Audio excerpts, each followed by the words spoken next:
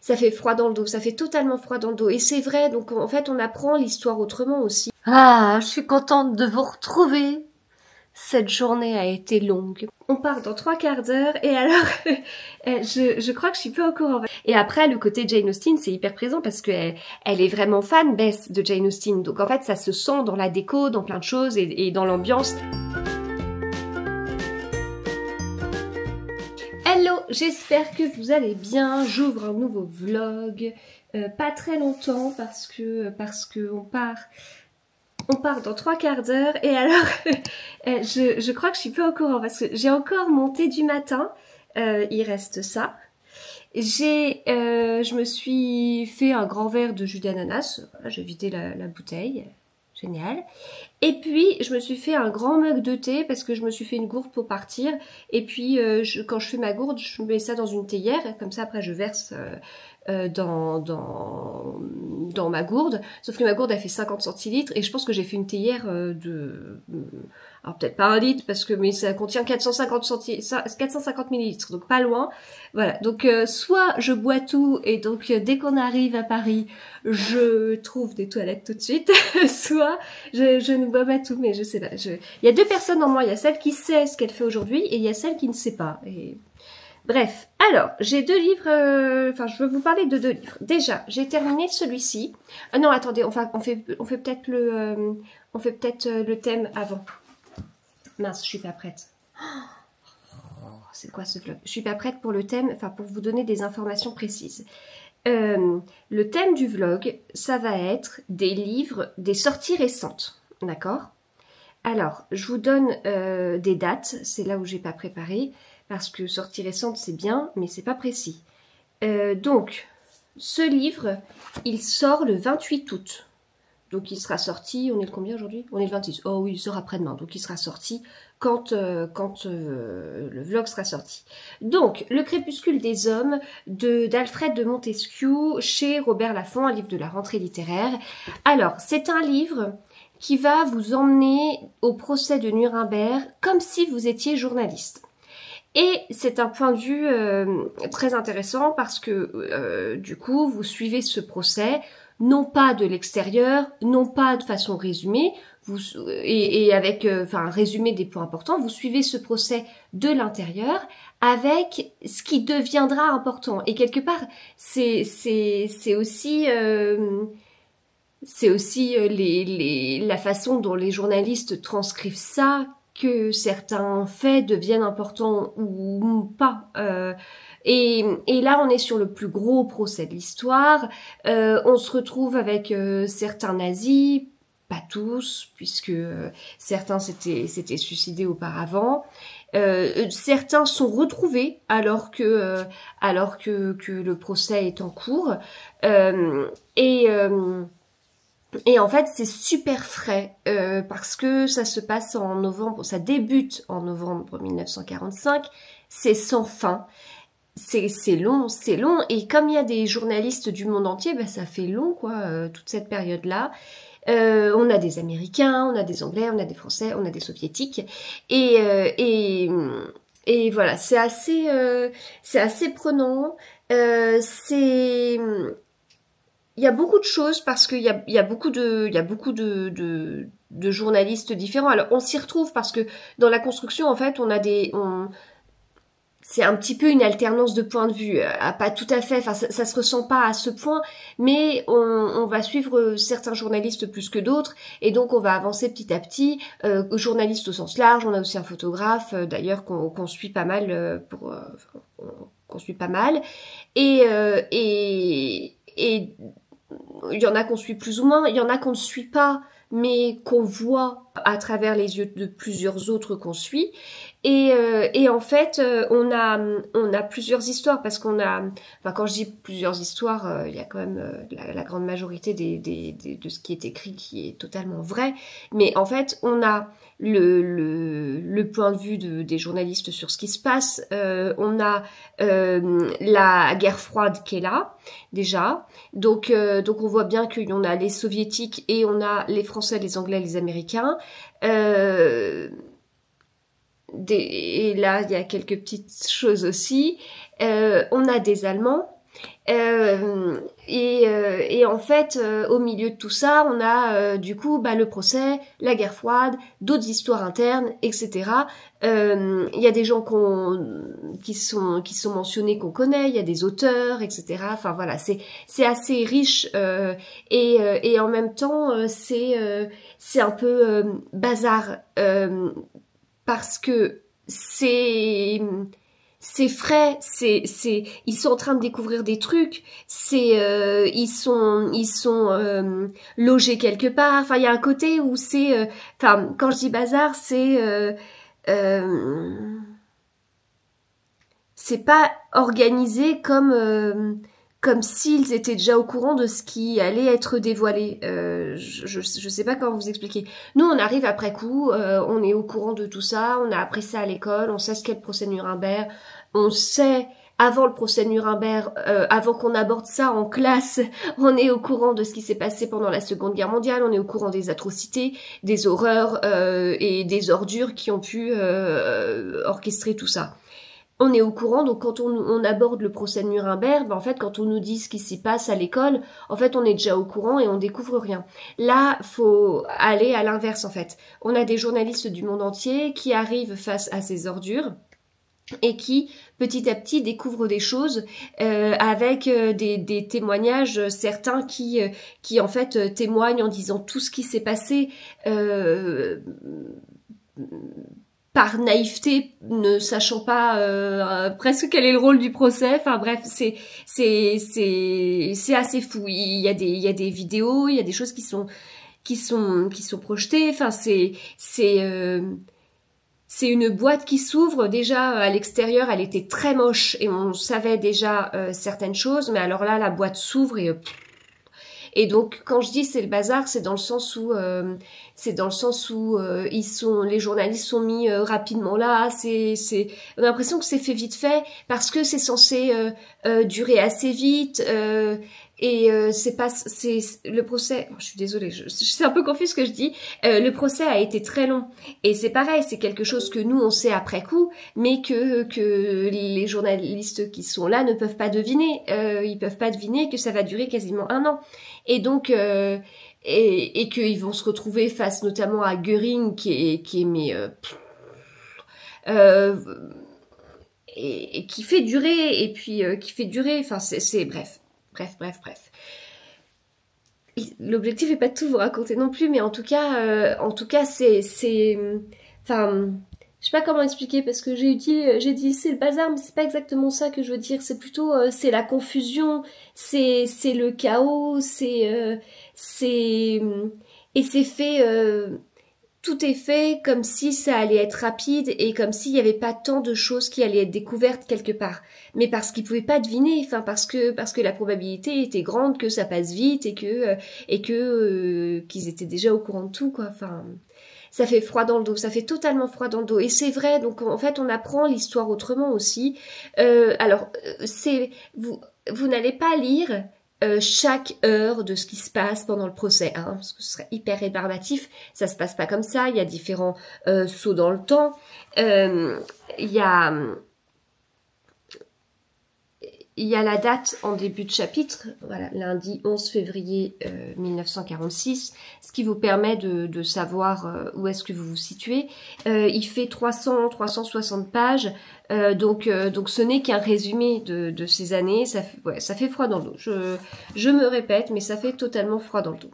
Donc voilà, écoutez, c'est un livre qui nous permet de voir l'histoire autrement et cette partie de l'histoire que moi je ne connaissais pas assez. J'ai débuté ce livre, ah oui, il y a un bandeau que j'ai enlevé pour pas l'abîmer.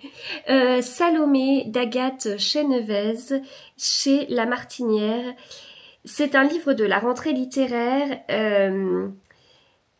En fait, enfin voilà, c'est un livre de la rentrée littéraire. C'est un roman. Et en fait, moi, j'en suis là. Et donc il me reste que ça, et j'aurais tendance à vous dire mais quel thriller psychologique de fou. Et alors que c'est pas ce que j'ai pu voir c'est pas ce que j'ai pu lire, donc je sais pas, j'ai pas vu d'avis comme ça, enfin en même temps je l'ai pas beaucoup vu passer, mais moi j'aurais tendance à vous dire ça. C'est un livre sur la jalousie. Alors j'ai enlevé le bandeau et c'est écrit Histoire d'une jalousie, c'est écrit ici aussi. Alors, dans ce livre, on a Clara et Salomé. Clara, elle a 24 ans et en fait, elle a sa cousine Salomé qui est comédienne et il y a un moment donné, en fait Clara veut être comédienne et Salomé va lui permettre de l'être mais sur un rôle plutôt mineur on va dire. Et puis en fait de fil en aiguille Clara se retrouve avec un beau rôle dans une pièce plus beau a priori que celui de Salomé. Et alors là, mon Dieu, jalousie, manipulation, enfin c'est harcèlement. On se retrouve avec tout ça, c'est prenant, ça. Moi j'aime pas ça, j'aime pas ça. Attendez, il y a un truc, il y a un passage. Une impulsion me montre que j'aurais suivi sans peine si je n'avais pas aimé l'automne, tuer ces feuilles sous mon soulier, entendre le craquement de ma colère, cette énergie pour me défendre, la seule que j'ai. En te faisant du mal, elle provoque chez toi un sentiment d'injustice et un désir de vengeance. Voilà. Donc écoutez, j'avance, donc je vais pas trop vous en parler quelque part parce que il fait 230 pages, donc c'est court, c'est aéré comme pagination, comme mise en page, donc ça se lit très vite, donc je vais pas tout vous raconter non plus, mais voilà. C'est assez fou, hein. C'est fou jusqu'où les gens sont prêts à aller par jalousie. En fait, il n'y a pas de limite dans ces cas-là. Il n'y a pas de limite. Des choses toutes simples de politesse, de gentillesse, et ben tout ça, ça n'a pas de limite. Vraiment, quand la jalousie est là, tout ça, poum, il n'y a plus rien, il n'y a plus de bonne éducation, il n'y a plus rien. Et il y a vraiment une saleté de visage qui ressort, et moi je trouve ça assez fou. Enfin bon, je me répète parce que c'est un sujet dont je vous parle quelquefois selon les livres que je lis, mais je trouve ça assez dingue en fait. Alors après c'est sûr, hein, est-ce que ces personnes ont assez de recul sur elles-mêmes pour se dire wow, attends, là je suis une saleté comme ça parce que je suis jalouse. Je suis pas sûre, ça me paraît demander une extrême intelligence et la jalousie pour moi ça va pas avec, mais c'est assez fou quand même, hein. C'est assez fou. Et je trouve que, enfin, parce que du coup ces personnes-là ne détectent pas elles-mêmes qu'elles sont jalouses au point d'être rageuses à ce point, et en même temps quelqu'un qui est victime de jalousie, eh bien c'est pas évident de détecter la jalousie en fait, parce qu'en fait on va se dire au bout d'un moment, la vache elle est pas sympa avec moi, bah la vache elle est vraiment pas sympa avec moi, alors, mais elle va loin quand même, elle exagère, non mais qu'est-ce qu'elle a, qu'est-ce qu'elle me veut en fait, je lui ai fait quoi, enfin, et bah rien en fait, rien, on a juste, cette personne a juste eu le malheur d'exister, de respirer, et ça déclenche la rage de certains quoi, donc voilà ça. c'est compliqué. Mais voilà, c'est vrai que la jalousie, on me l'avait dit quand j'étais petite, hein, vraiment,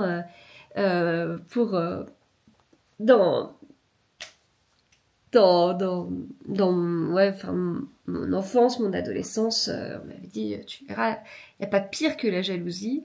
Et bon, j'avais un peu de mal à le comprendre, le détecter, ou, enfin. Un petit peu, mais j'étais jeune quoi en fait, mais ça me permettait d'avoir un élément dans ma poche, mais bon, c'était pas concret si vous voulez. Oh bah dis donc, c'est vrai que plus on grandit, plus on vieillit et plus on se rend compte de certaines choses, et des fois c'est assez fou. J'ai beaucoup de mal. C'est vrai que ça, j'ai beaucoup de mal. Ouais. Bref, donc ce roman. Ce roman remue. Voilà, on s'attache bien à Clara, on la comprend, et puis en fait il y a un côté de elle subit tout ça, et puis c'est ce que je vous disais dans la deuxième citation, elle subit tout ça, et En te faisant du mal, elle provoque chez toi un sentiment d'injustice et un désir de vengeance. Et en fait, tout ça, bah, ce sont pas des bons sentiments non plus. Donc en fait, selon comment les faits sont transcrits, Clara va pas être factuelle et dire, bah voilà, il s'est passé ça, il s'est passé ça. Il y a un moment donné où elle en peut plus et donc en fait, les faits vont se transformer en faits plus émotions et ça va paraître trop peut-être pour certains, enfin voilà. Bref, allez, j'arrête d'en parler parce que c'est comme j'ai dit, il est court et tout, et l'objectif c'est pas de vous spoiler, mais voilà, je vais bientôt le dévorer, enfin le terminer et je l'aurai dévoré. Voilà, bon écoutez, je vous laisse là, on se retrouve plus tard.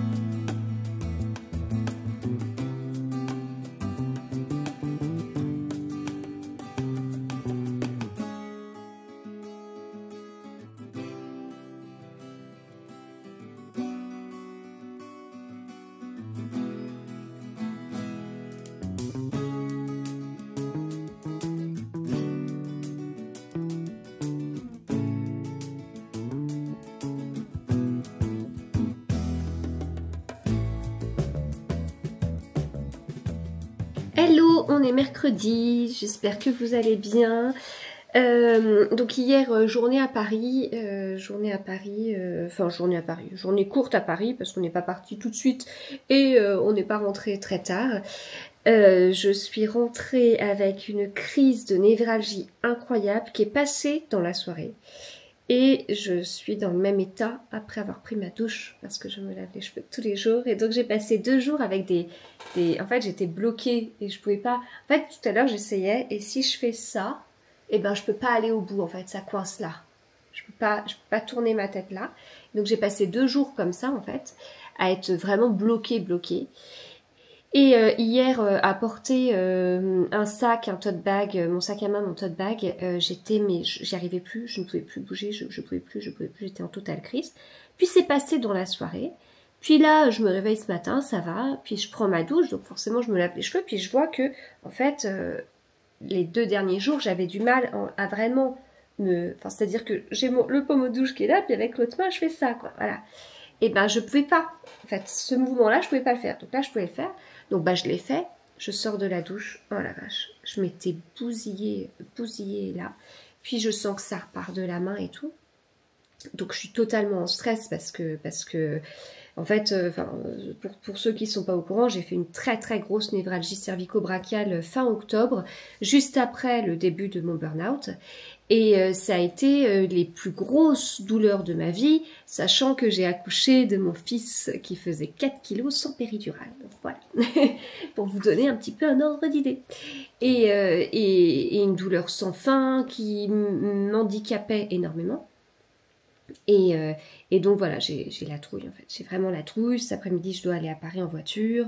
Demain, il faut faire les courses de vêtements pour la rentrée des classes. Enfin, voilà, il faut aller emmener les filles chez le coiffeur, on ira vendredi. Enfin, je peux pas rester immobilisée par la douleur en fait. Voilà, donc ça m'ennuie si vous voulez, ça m'ennuie parce que à chaque fois qu'il y a des choses comme ça, je replonge un peu côté burn-out. Donc j'ai un côté, enfin même si je replonge moins bas, mais un côté de oh, ça s'arrête jamais quoi. Toujours un truc qui va pas, ça s'arrête jamais. Alors que là, pour moi, la cause n'était pas du stress. Je pense plutôt à une cause vraiment physique, quoi. Je crois que j'ai mal dormi et que soit j'ai mal dormi, soit j'ai fait un faux mouvement à un moment donné parce que j'ai eu une petite frayeur araignée. Et je pense que c'est l'un des deux, mais la conséquence, elle est là parce que... Enfin, voilà, elle est là. Donc je suis embêtée. Je suis assez embêtée. Puis même là, j'utilise la souris, donc je me suis bousillé la main parce que je travaille. Et ça me... Enfin, j'ai mal. Et, et là où je suis en alerte, c'est que tout mon corps est mobilisé sur la douleur. C'est pas une douleur encore, là au moment où je parle, c'est pas une douleur aussi intense que la crise que j'ai eue. Mais ce qui m'alerte, c'est que tout mon corps est concentré pour gérer la douleur. Et c'est ça où je me dis, ça va pas. Ça va pas. Bon, bref. En fait, à chaque fois que je vous parle, ça va pas. Hein. On remonte pas d'un burn-out comme ça. Voilà, on ne remonte pas d'un burn-out comme ça. Alors, j'ai terminé hier Salomé. Hop, que je vous montre avec son bandeau. Et à revoir le bandeau, bah, effectivement, ça colle tout à fait avec ce livre. Donc, ce que je retiens du livre, c'est la jalousie. En fait, non. Ce que je retiens du livre, c'est un thriller psychologique dans le milieu du théâtre. Ce qui mène à un côté parfois littéraire, dans le sens où il y a des comparaisons qui sont faites avec la pièce de théâtre qui est jouée dans le livre. C'est l'annonce faite à Marie de Paul Claudel. Et donc on a, on a des comparaisons, des ressemblances entre cette pièce et ce que vit Clara, même ce que vivent Clara et Salomé. Par rapport à la jalousie, comme je n'ai pas monté le bout de vidéo d'avant, je sais plus exactement ce que je vous dis, mais sur la jalousie, on a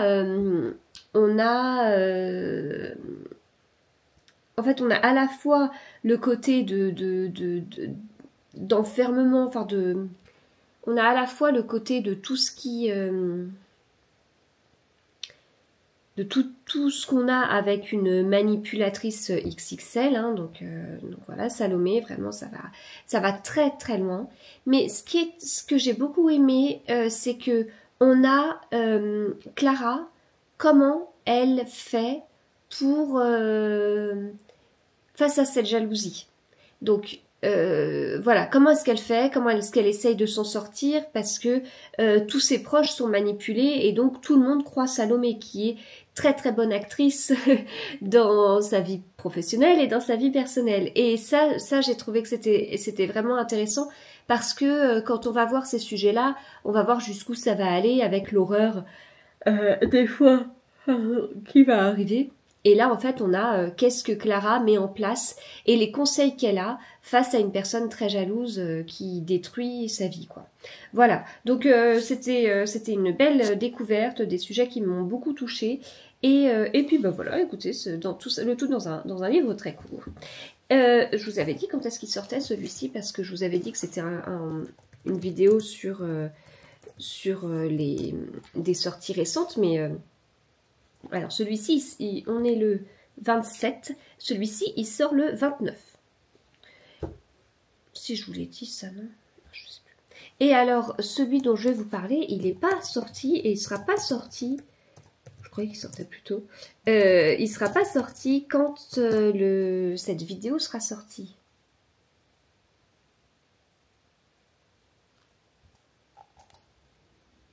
Attendez, je comprends rien.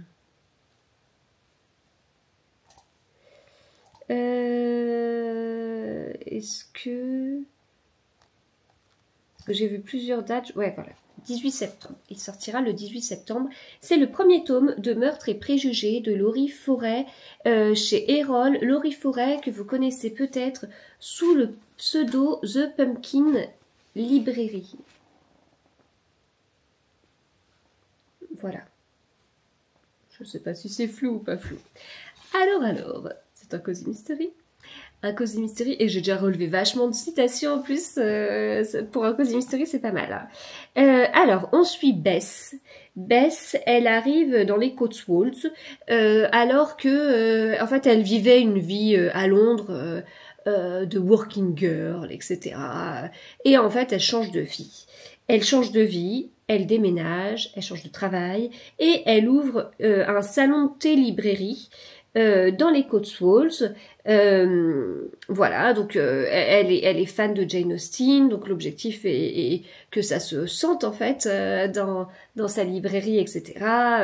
Voilà, et bon bah elle a fait un gros travail pour que ça marche, un gros travail de déco, mais aussi enfin de publicité, enfin voilà, elle veut que ça marche, elle réfléchit, elle sait quand est-ce qu'elle va ouvrir, donc elle essaie de s'organiser, etc.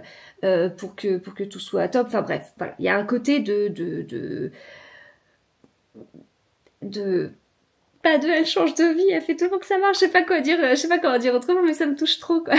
Et donc dans ce contexte-là, imaginez, surtout qu'elle arrive dans ce village et tout, et elle se retrouve avec une vieille femme morte dans sa librairie. Dans un village. Donc tout se sait, etc., etc. Voilà.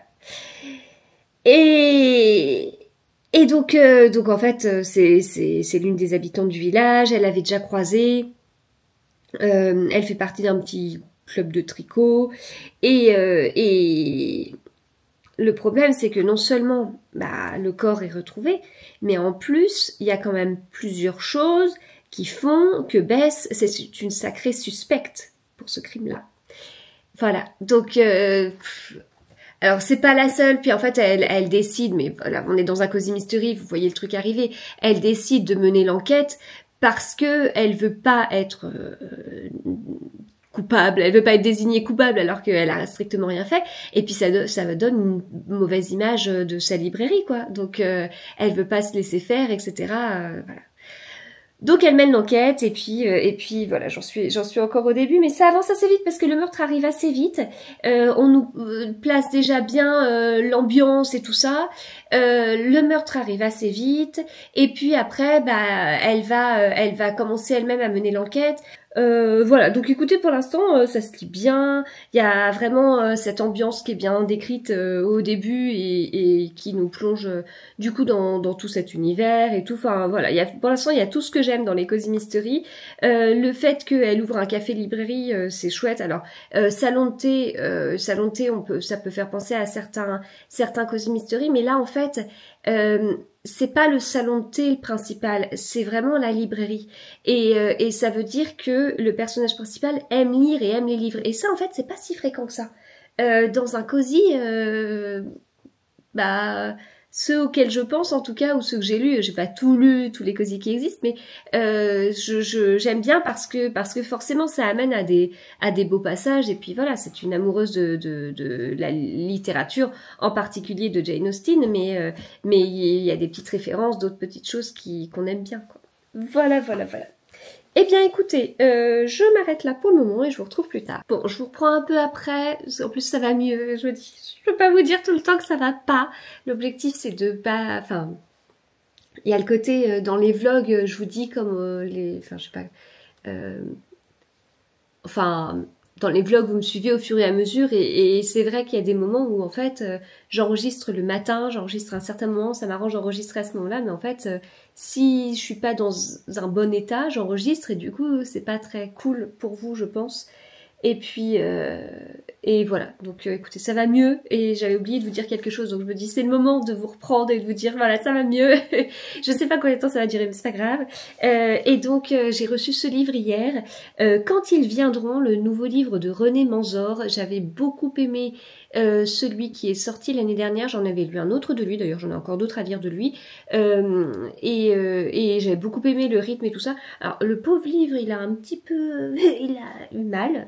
Alors si je vous lis la quatrième, Peter a 11 ans, son père a quitté sa famille pour vivre seul dans un lieu qu'il tient secret. Pour toute explication, il a dit à sa femme que leur sécurité à tous les trois en dépendait. Mais une nuit de tempête, il surgit chez eux, blessé, et les embarque dans un minivan, direction la Pennsylvanie. Confusément, Peter a toujours su que ce jour arriverait. Chaque week-end, depuis 2 ans, son père l'entraîne au tir sur cible, à l'endurance, au combat à main nue, et entre 2 exercices physiques, il l'initie aux échecs, il lui fait apprendre par cœur des stratégies, des numéros de téléphone, des codes. Menacé par des ennemis dont Peter ignore tout, son père a prévu jusqu'au moindre détail de leur exil. Malheureusement, le destin s'en mêle sous la forme d'un terrible accident. Peter et sa mère se retrouvent seuls pour affronter l'avenir, isolés dans une ferme en plein territoire amish d'un monde hors de toute modernité. Dans cette région inconnue, dans cette maison inconnue, Peter ne sait qu'une chose, ils viendront. Comme lui a dit son père, mais qui ? Quand et pourquoi, et que peut faire un garçon de 11 ans pour protéger sa mère? Voilà, moi je trouve que la quatrième dit beaucoup de choses, alors j'espère qu'elle n'a pas dévoilé les 3/4 du livre. C'est un livre qui fait 400... Ah, mais attendez, c'est même... Non mais dingue, c'est même les pages, mais c'est passé quoi? Il y a quelqu'un qui a mis un coup de couteau dans ce livre. C'est même les pages, quoi. Ah, je veux pas vous montrer parce que ça se trouve, ça spoil. Oh, je peux vous montrer la fin. Mais du coup, la couverture est comme ça. Regardez. Quelqu'un a voulu tuer mon livre. Est-ce qu'on peut le lire quand même? Je pense... Ça enlève un caractère. Sur un mot, on peut deviner.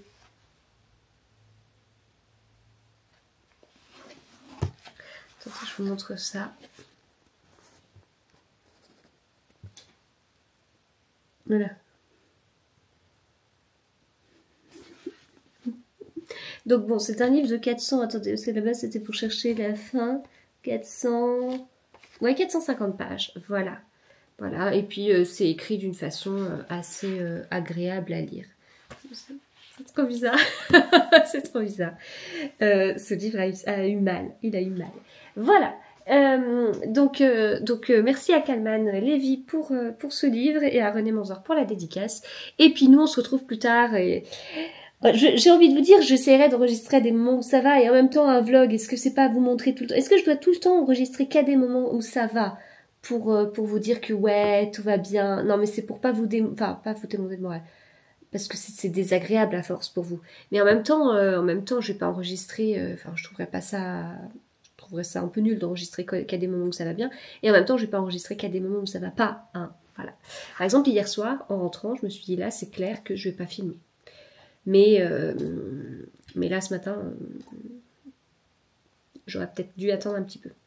Voilà, allez. À plus tard. Ah, je suis contente de vous retrouver.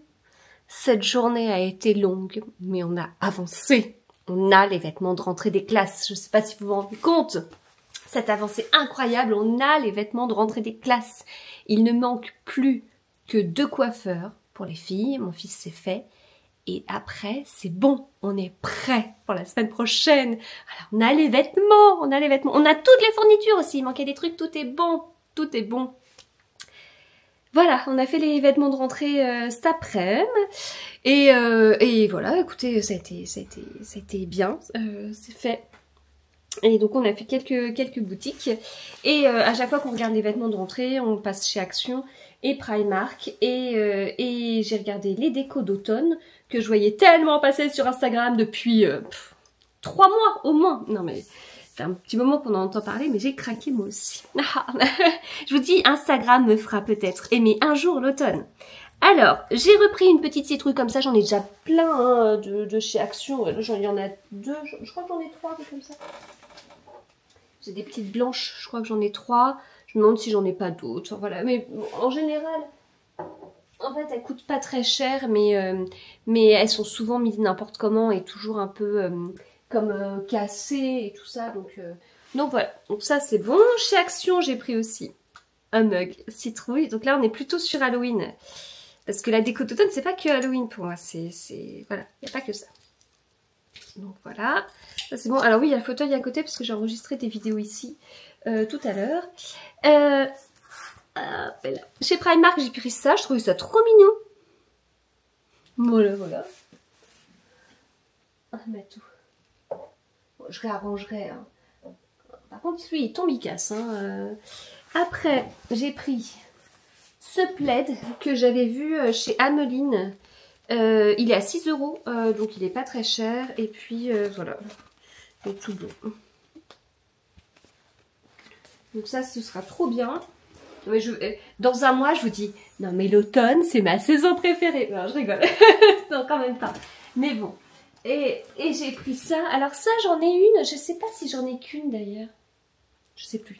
Et ça, par contre, j'en avais pas. Des comme ça. Alors c'était 6 € celle-ci. Et celle-ci, elle est à 5 €. Attendez, je vais aller regarder. Mais il me semblait que j'en avais une plus grosse que ça. Je crois qu'elle est dans le placard de l'entrée avec les décos de Noël. Il y avait déjà des petites décos de Noël à Action. Et oui, elle est là. Oui, voilà. Ah non, mais il n'est pas aussi gros le truc, non? Ça, c'est celle qu'on avait achetée l'année dernière. Non, mais en fait, je vous dis oui, voilà, mais en fait, c'est pas la même.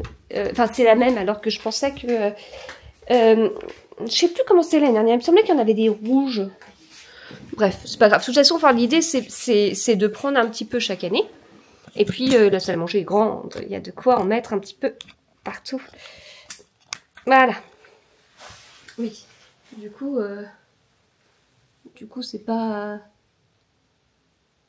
exactement la même chose par rapport à cette espèce de truc là. D'ailleurs, ça donne l'impression qu'elle était un petit peu cassée ici, mais en même temps cassée et repeinte. Bon, je sais pas. Bref, voilà ce que j'ai acheté. Voilà, donc c'est bon, c'est fait. Ah non mais quel soulagement quoi. Enfin, trop bien. Vraiment, je suis contente que ce soit fait. Côté douleur, ça va. C'est fragile. Je peux me... Mince, pardon. J'ai coupé le son. Je peux me laver la tête sans douleur. Par contre, franchement, enfin, je peux aller là, mais je trouve que je suis encore un peu bloquée quand je conduis pour regarder l'angle mort. En plus, moi, je suis madame, je regarde l'angle mort toutes les 2 secondes, quoi. Enfin, dès qu'il y a besoin. Enfin, si vous voulez, je dis ça, mais en réalité, je trouve que je regarde l'angle mort comme quand j'ai appris à conduire. Ah, d'accord. mais bon, voilà, pour regarder, autant là, je regarde l'angle mort, je m'en fous. Autant là, pour me garer. Puis en plus, moi, j'aime me garer en marche arrière. C'est pas encore ça, hein. Là, je peux pas faire, quoi. Donc voilà. Mais là, c'est le blocage, en fait, au niveau de la névralgie, ça va mieux. Ça va mieux. Et je suis contente parce que j'avais trouvé une solution pour m'aider, en plus de prendre un médicament quand je suis en crise. Et cette solution s'appelle mon mari. Et il s'avère que mon mari n'est pas toujours là, donc il ne veut pas me masser un petit peu, etc. Voilà. Ah, c'est une solution qui ne peut pas durer tout le temps. Voilà. Donc ça va mieux, j'ai le sourire, mais c'est vrai quand on vit sans douleur, ça va. Et on en profite d'autant plus quand on connaît la douleur, n'est-ce pas?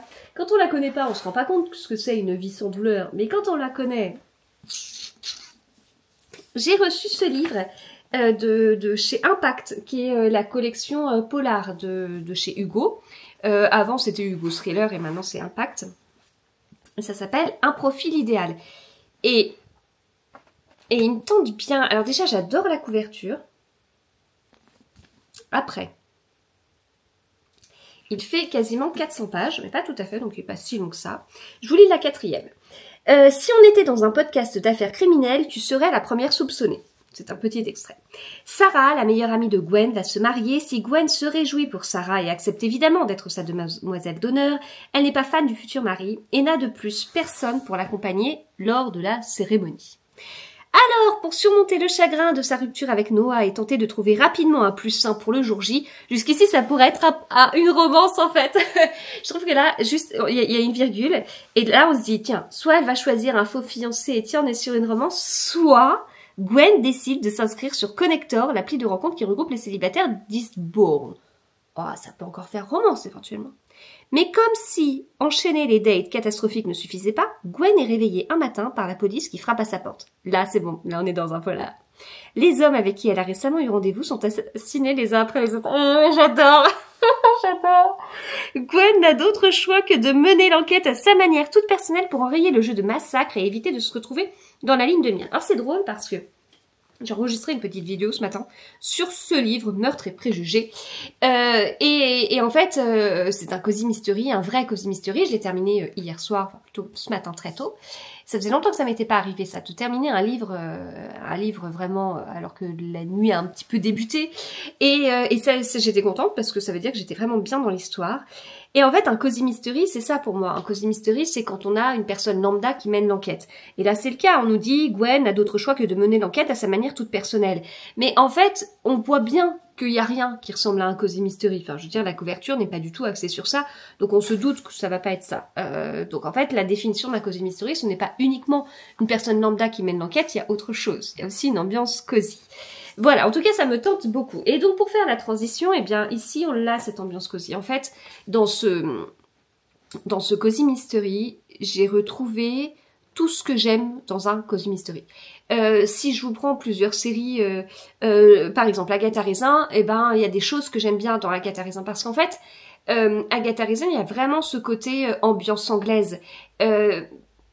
moi, je trouve, alors je le présente comme ça parce que je sais que beaucoup n'aiment pas Agatha Raisin, et voilà, parce que les gens découvrent les Cozy Mystery plus récemment et voilà, moi Agatha Raisin, je le dis 150 000 fois, je resterai toujours attachée à elle parce que c'est la première à être arrivée en France, c'est le premier Cozy Mystery qui est arrivé en France, et c'est comme ça que moi je l'ai découverte, et à ce moment-là, quand j'ai découverte, il n'y avait pas trop d'autres choix. Il n'y avait pas certaines maisons d'édition qui fouillaient dans leurs placards de plusieurs dizaines d'années en disant ah tiens j'ai un truc qui ressemble à un Cozy Mystery, ou alors d'autres maisons d'édition qui sortaient un Cozy Mystery toutes les 2 semaines. On n'en était pas là encore, on n'était pas dans cette période-là, elle débarquait comme ça. Alors je l'ai quand même pas connue au premier tome, hein, mais je sais plus, il y en avait déjà qui étaient sortis, enfin pas 10, je sais plus, faudrait que je retrouve quand est-ce que je l'ai découverte. Tiens. Je l'ai découverte avant le confinement, donc j'ai pas la date dans Babelio. Parce que Babelio, moi, j'ai découvert Babelio début mars 2020. Donc c'était juste avant le confinement, juste avant qu'on sache qu'on allait être confiné. On s'était amusé avec ma grande à mettre tous les livres dans la bibliothèque parce que pour moi, ça a toujours été super important de savoir combien on avait de livres avec mon mari dans nos bibliothèques. C'est c'est un chiffre que j'ai toujours suivi à partir du moment où on s'est mis ensemble, qu'on a mis ensemble nos bibliothèques, en commun nos bibliothèques, jusqu'à il y a pas très longtemps. Parce qu'au bout d'un moment, c'est un chiffre qui ne m'a plus du tout intéressée. Alors par contre, je m'intéresse davantage à combien je lis de livres, combien j'ai de livres dans ma palle, mais au moment où je m'intéressais à combien de livres on avait dans les bibliothèques, j'avais genre 3 livres dans ma palle et je culpabilisais parce que franchement, quelle idée d'acheter alors que j'avais pas lu. Bref. Donc, j'ai découvert MC Beaton avant, ça c'est sûr. Ça c'est sûr, et je l'ai... Et pour moi, je l'ai découverte en juillet-août 2018. Alors après, je pourrais le retrouver sur les réseaux parce que j'en ai parlé. Je dévorais les tomes, c'était un truc de fou quoi. Et je n'avais pas encore ce truc de lire un tome par jour. Et puis 2018, ça veut dire que ma dernière, elle avait 2 ans, hein, elle était petite encore. Et puis mes enfants sont assez rapprochés, donc voilà, j'avais pas encore beaucoup de place pour la lecture. Alors attendez, ça correspondrait à quoi? Tac tac tac. Agatha Raisin. Alors j'ai pas les mois de sortie, j'ai que les années. En 2018, il y en a combien qui sont sortis? 2, 4, 6 qui sont sortis. Admettons que ce soit 3. Après, a priori, quand j'ai découvert les Agatha Raisin, il y en avait 11 sortis. Maintenant, il y en a 36, 35 ou 36. Voilà. Sans compter les nouvelles. Donc voilà, pour moi, Agatha Raisin, c'est vraiment la pionnière des Cozy Mystery. Il y avait un côté de fraîcheur et tout ça. Et puis il y avait cette ambiance du cottage anglais dans les Cotswolds. Et il y avait tout ça, quoi. Voilà, ça apportait quelque chose. Et je comprends les gens qui découvrent maintenant Agatha Raisin et qui disent oui, oh, Agatha Raisin, elle est pas très attachante. On préfère d'autres Cozy. Je comprends parce que je pense que j'aurais été pareil si je les avais découverts plus tard, les Cozy. Mais ce qui est, c'est que je les ai découverts avant. Et je les ai découverts au moment où il y avait Kel et le raz-de-marée, hein. Parce que maintenant, il y a quand même des beaux rayons de Cozy Mystery. Tout ça, c'est grâce au succès d'Agatha Raisin. Et c'est grâce à la personne qui a eu le nez de la découvrir. Et voilà, c'est quelque chose... Encore une histoire qu'on me racontait cette semaine. Et bref... Et donc voilà, moi c'est quelque chose que j'aime bien et je retrouve cette ambiance parce qu'on est dans les Cotswolds et on a ce côté de village anglais. Mais il y a d'autres petites choses, des petits détails. C'est pas du tout du copier-coller, c'est pas du tout ce que je veux dire. C'est que maintenant on a beaucoup de Cozy Mystery et moi je sais ce que j'apprécie et je sais ce que j'apprécie moins. Et là il y a des ingrédients que j'aime bien. Et il y en a un autre que je n'ai jamais vu ailleurs et je me dis mais pourquoi je l'ai jamais vu jusqu'à présent? Donc, on a ce côté de village anglais, on a ce côté d'ouverture d'une librairie salon de thé. Alors, salon de thé, ça peut évoquer les thés meurtriers d'Oxford, ça peut évoquer les enquêtes d'Anna Svensson. Voilà, mais c'est pas tout à fait la même chose non plus. Bess, elle a une 30aine d'années, du coup, c'est pas un personnage aussi... âgée entre guillemets qu'Agatha Raisin, voilà, mais en tout cas elle est plutôt jeune, donc c'est pareil, ça va évoqué certaines séries de Cozy Mystery. Elle est pas policière, elle est pas du tout dans le milieu, donc ça veut dire c'est pas Amish quoi, c'est pas Amish Macbeth. Voilà, donc il y a des petits trucs comme ça qui il y a des petites choses qui me rappellent des Cozy Mystery que j'aime bien, mais en prenant seulement ce que j'apprécie. Et en plus, il y a un énorme truc, et qui est la marque de fabrique de ce Cozy, c'est que elle est libraire et fan de Jane Austen. Et ça change tout, parce que quand je l'ai lu, je me suis dit, mais pourquoi, alors ça se trouve, je me répète et je vous l'ai déjà dit, mais pourquoi il n'y a pas eu plus souvent des Cozy Mystery avec des libraires? Parce que ça match totalement, en fait. Alors, j'écarte la librairie des Chats Noirs de Pier Giorgio Pulici, qui est tamponnée Cozy Mystery. Pour moi, c'est pas un Cozy Mystery à 100%. C'est à moitié un Cozy Mystery et à moitié un roman policier, un polar bien... voilà. Et en fait, il mélange vraiment les deux avec un côté léger, cosy, amoureux de la lecture, de l'humour, avec un côté avec des bons meurtres.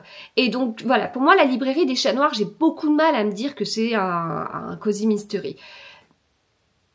Pourquoi pas, hein, je pense que chacun a un peu sa définition de tout, mais voilà, c'est pour ça, je l'écarte vraiment, mais là, on est vraiment sur un 100% Cozy Mystery, on a tous les codes, puis le côté de, on se dit, oh mon dieu, elle est en train de se mettre en danger, elle est en train de faire son enquête toute seule, on a envie de l'aider, on a envie de lui dire, mais je crois que tu vas pas au bon endroit, tu vas pas t'en sortir, enfin, voilà, et des personnages secondaires qui sont déjà très forts, je trouve, déjà très marqués, prêts à continuer l'aventure en fait, prêts parce qu'on est sur un premier tome et je trouve qu'ils sont prêts ils ont déjà une bonne histoire, un bon truc qui fait qu'on a déjà envie de les suivre. Dans les personnages secondaires, on a donc, comme je vous disais, sa tante, sa meilleure amie, la copine de la meilleure amie et un ancien collègue.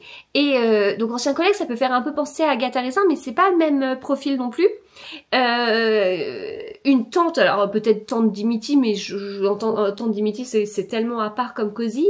Enfin, une meilleure amie, oui, bah bien sûr, il y a beaucoup de Cozy avec des meilleurs amis, mais en même temps, c'est jamais, enfin c'est pas du copier-coller quoi, donc c'est jamais exactement la même chose, mais on a cette inspiration, enfin ce livre est tellement un Cozy Mystery total quoi, enfin.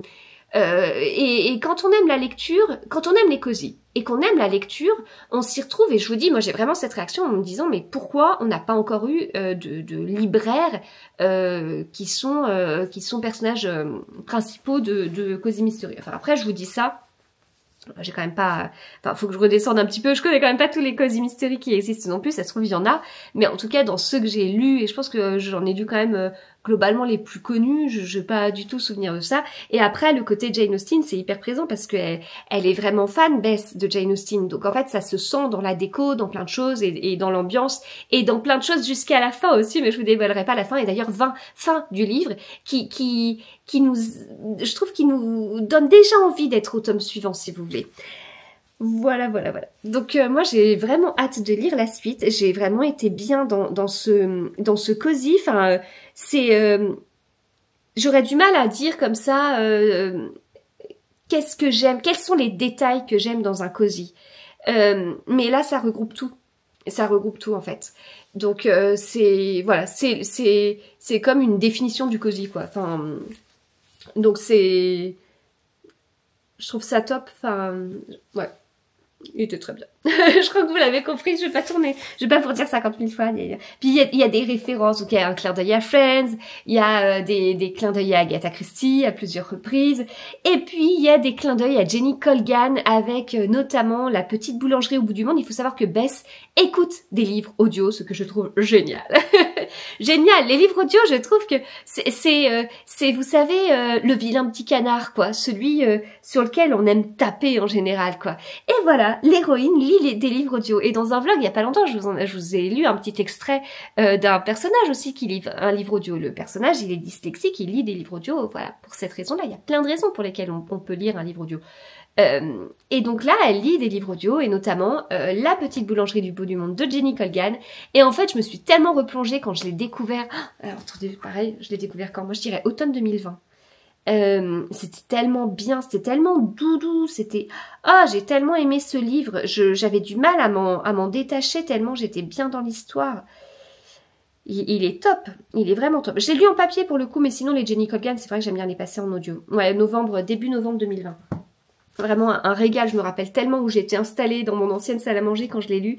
Vraiment, vraiment bien. Et je me souviens aussi que je vous en avais parlé en vlog et que quelqu'un m'avait dit, en fait, si t'aimes, si tu dévores autant un livre, c'est que c'est un genre que t'aimes bien. Voilà. Et ça me marque maintenant. Encore plus qu'avant, vu que j'élargis mes lectures, où voilà, on peut avoir l'impression que d'où sortent en fait ces lectures, etc. Ben, en fait, quand on fouille dans mon passé de lectrice, la collection Piment de France Loisir, dont je vous ai pas mal parlé, que je lisais il y a 15 ans, etc. Ben voilà, en fait, faut pas chercher très loin. Hein. Puis quand on aime les livres, on aime les livres, quoi, on aime tout. Hein. Voilà, c'était vraiment chouette. Donc je vous le conseille en librairie le 18 septembre. Voilà, voilà.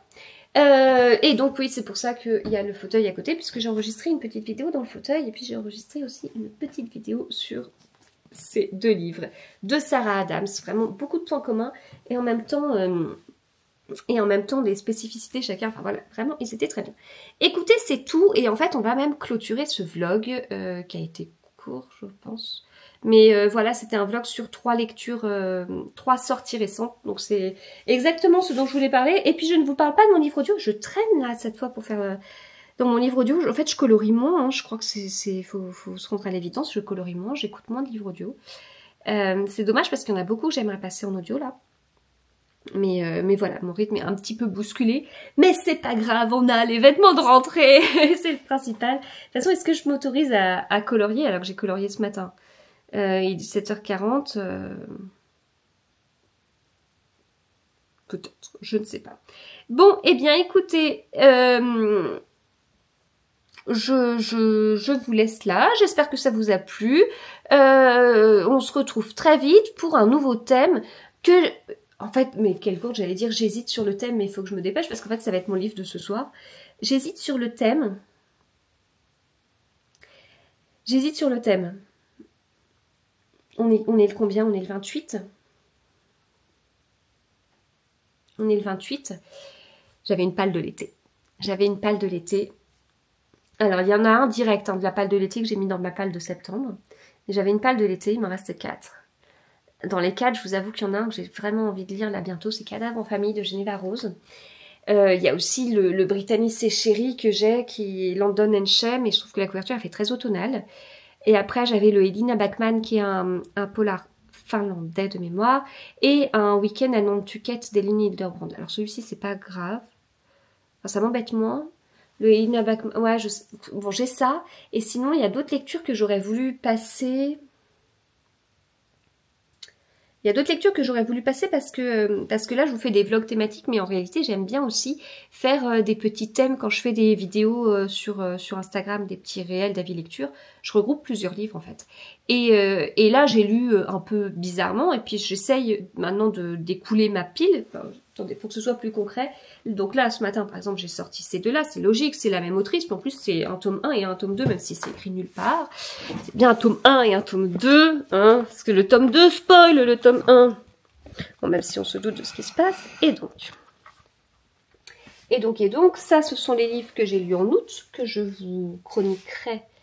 Voilà, celui-ci, j'ai pas trop prévu. Enfin, je suis pas sûre de le chroniquer sur Instagram, parce que je l'ai aimé, mais moins... Enfin... J'avais été un peu décontenancée par c'est un livre, une romance interactive, je vous en avais parlé en vlog et je sais pas, c'était pas la même chose que le premier que j'avais lu, donc je pensais pas le chroniquer sur Instagram. En même temps, ce serait l'une des premières fois que je ne chronique pas un livre sur Instagram, surtout parce que pour cette raison-là. Je sais pas. Donc, bref, celui-ci pour l'instant il est là tant que je réfléchis. Et puis bah sinon ça c'est ce qu'il faut que je chronique sur Instagram. Donc là, ça, je pensais les mettre tous les 4 ensemble, parce qu'on est sur des polars, et en fait, je pensais faire un truc un peu historique, enfin, un peu historique. Genre, celui-ci, il a 100 ans, enfin, même plus de 100 ans. Celui-ci, je crois qu'il est de 90, celui-ci un peu plus récent, et celui-ci celui-ci genre 10 ans, et celui-ci, il vient de sortir, et j'aurais bien fait, voilà, 4 polars, on remonte dans le temps, quoi, enfin, un truc comme ça. Ça n'a pas trop de sens. Mais bref, enfin, si, ça a du sens. Mais là, je me disais, pourquoi pas lire le dernier de Clara Hero. Comme ça, en fait, je vous fais même une vidéo sur tous les livres de Clara Hero. Non, ce que je vous dis, c'est... mais attendez, je fais quoi comme thème, en fait? Je fais ça ou... sinon, j'ai lu 2 Colleen Hoover. J'en ai 2 autres dans ma palle. Est-ce que du coup, je lis tous les Colleen Hoover que j'ai et je fais une petite vidéo sur Instagram sur ça, sur tous les Colleen Hoover. Surtout que je trouve que c'est des romances très particulières. Disons que quand il y en a qui disent que la romance c'est nul, c'est vide, c'est mou, ça sert à rien, c'est mal écrit, c'est nini, enfin voilà, tous ceux qui disent ce style de choses, et je sais qu'il y en a qui le disent, puisque ce sont des commentaires que je reçois depuis que je lis de la romance, donc voilà, et ben en fait je trouve que Colleen Hoover elle balaye ça, pam quoi, les sujets ils sont quand même lourds hein, dans ce qu'elle écrit. Donc moi j'ai envie de continuer à la découvrir aussi pour ça, parce que c'est l'idée que j'en ai après. Donc là j'en ai lu 2, mais j'en avais déjà lu 2 autres, et donc je veux voir si effectivement je peux partir sur ça, même si bien sûr que celui-ci, si vous l'avez lu, il part sur après un côté plus doux. Mais bon, il y a quand même des sujets forts qui sont abordés. Hein. Donc voilà. Et puis, Morgane, mon comble. J'ai aussi un autre d'elle. J'en ai... Enfin, non, c'est pas vrai que j'en ai pas un autre d'elle. J'ai 5 autres livres de Morgane, mon comble dans ma palle. Notamment sa série Un automne pour pardonner, etc. Enfin, je sais plus si c'est le titre exact. Celui-ci, forcément, j'ai envie de le lire en automne. Et puis la série, l'idéal ce serait de le lire à chaque saison, mais je sais pas si je ferais ça comme ça. Et donc j'ai pas envie d'attendre de lire toute la série avant de chroniquer celui-ci, mais peut-être que je peux lire l'autre, celui que Inès m'a offert pour mon anniversaire. En plus elle l'a beaucoup aimé et tout ça, c'est son premier, et pourquoi pas faire une petite vidéo sur 2 Morgane mon comble. Voilà, donc autrement dit, si nous résumons ce que je viens de dire, c'est que la prochaine vidéo, ça va être une vidéo à thème, encore une fois, le prochain vlog. Et donc, il y a 2 thèmes qui sont possibles. Soit un thème qui est j'ai besoin de lire un autre livre pour avoir une chronique Instagram. Écoutez, je suis honnête, hein, voilà.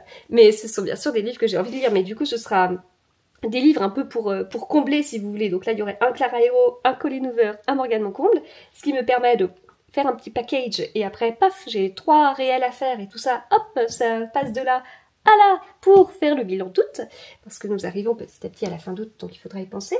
Soit j'ai donc les livres de ma palle d'été qui sont là, et je les lis au maximum, soit, j'ai encore une autre idée, parce que mon mari m'a offert un livre, il m'a offert un livre cette semaine. Et en fait, il me l'a caché. Donc, d'ailleurs, il est toujours au même endroit où il me l'a caché. Alors, on se met à peu près dans les mêmes conditions.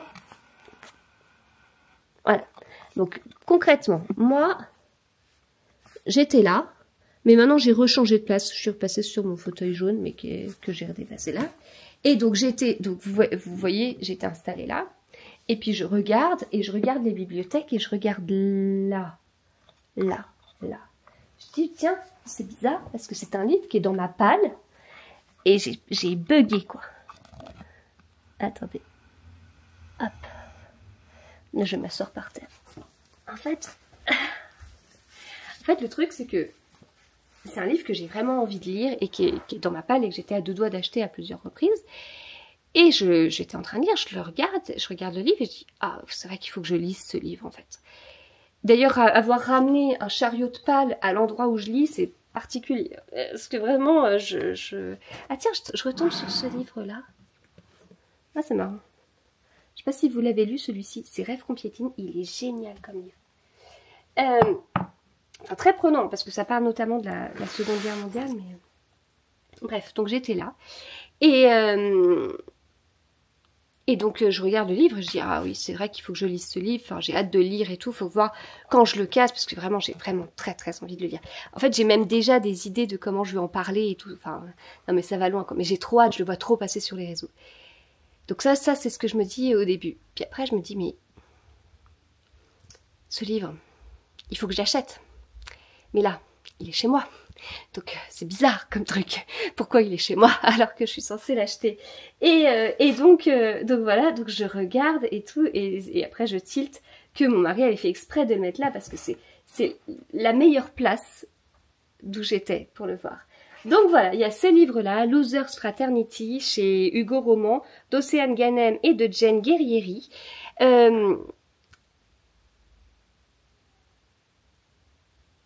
En fait, bon, je ne veux pas lire la 4e de couverture, mais j'ai vu une vidéo notamment de Christiane Tran, un vlog où elle le lit et tout, elle m'a trop donné envie. Mais bon, bref, je veux pas relire la 4e, mais en tout cas, il y a une histoire de rentrée à l'université. Et ça, rentrer à l'université, c'est quelque chose qui moi, est... ça va avec les envies mes envies lecture de septembre, mais il faut vraiment que je vous fasse une vidéo de pâle de septembre, ça se trouve, elle sera même sortie avant ce vlog. Et donc j'ai vraiment envie de faire de lire ça parce que voilà, je trouve que c'est rigolo. Moi mon année là, elle est vraiment particulière. Donc la rentrée septembre, ça n'a jamais été la rentrée pour moi. C'était le 8 août, le 10 août, enfin le lundi qu'il y avait aux alentours de ces dates-là. Je reprenais après mes vacances quoi. Et donc en fait, septembre, bah, c'était la rentrée des enfants, mais quand les enfants reprenaient, moi, ça faisait genre un mois que j'avais déjà repris, ou pas loin, et puis après, ils étaient en vacances de la Toussaint, et j'ai dit, mais attends, moi j'ai l'impression que ça fait 2 jours que j'ai repris, et il y a déjà des vacances, donc j'étais un peu dans ce truc-là, voilà, bah, que j'aurais certainement, hein, parce que...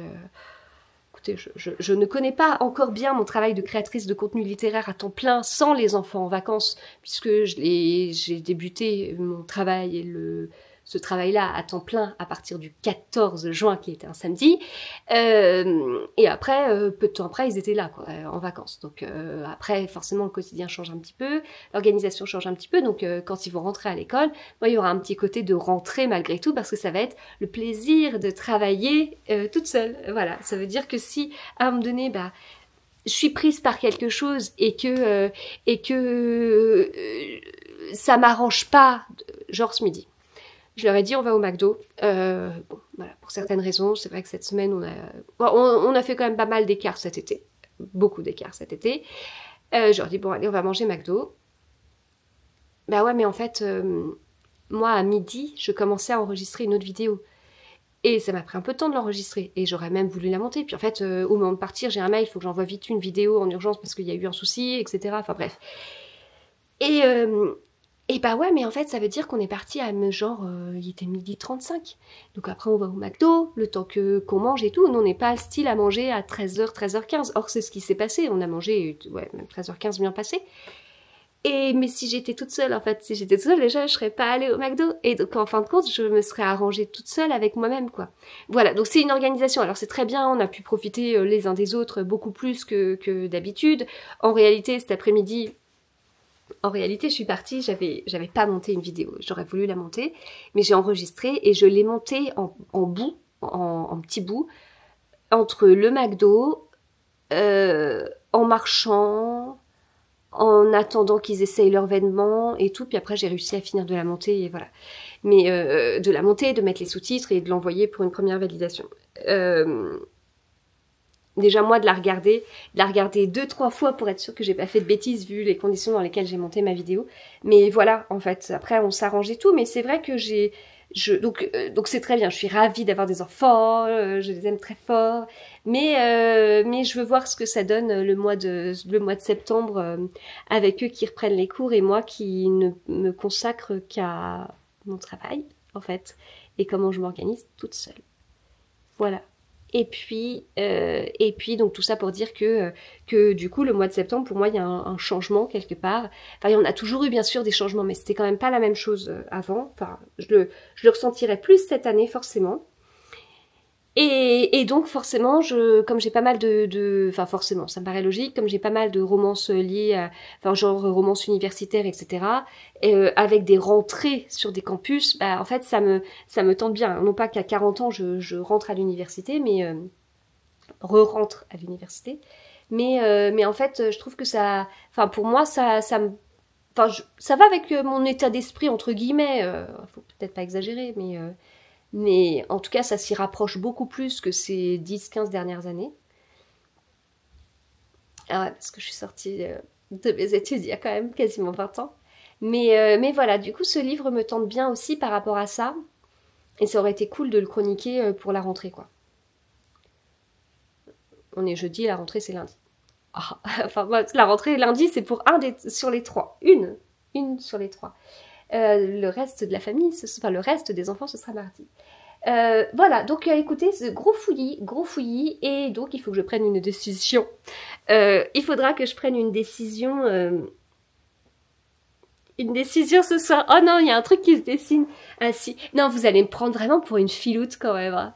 Pour une tricheuse. Non, non mais, allez, dites-moi que mes thèmes, ça tient quand même la route, que je suis pas, que je triche pas. Bah, je joins l'utile à l'agréable, tout ça. Non mais ça me plaît tout ça. Mais il y a un donné forcément, je choisis des thèmes en fonction de mes envies ou en fonction de mes besoins. Et en même temps, là, mes envies et mes besoins, c'est quand même très très lié. Ah bah oui, c'est ça, c'est mon nouveau métier. Voilà, écoutez, c'est tout. C'est tout. Bah, si j'ai le sourire aussi, c'est parce qu'il y a du soleil alors qu'on nous avait prévu une belle journée de pluie et qu'il a plu juste un petit peu ce matin. Et puis non, je suis tellement contente d'avoir les vêtements de rentrée des classes. Non mais ça, on le sous-estime quand même. Hein. La fierté quand on a toutes les fournitures, quand tous les crayons sont étiquetés au prénom et au nom de notre enfant, pour la primaire, hein, et quand on a tous les vêtements de rentrée, franchement, c'est bien, c'est très bien. Voilà, écoutez, je vous souhaite eh bien du coup une bonne rentrée pour vos enfants si vous êtes concernés, et puis bon courage ou bonne rentrée pour vous, bonne lecture surtout parce que c'est ce qui nous intéresse, et à très vite, à bientôt.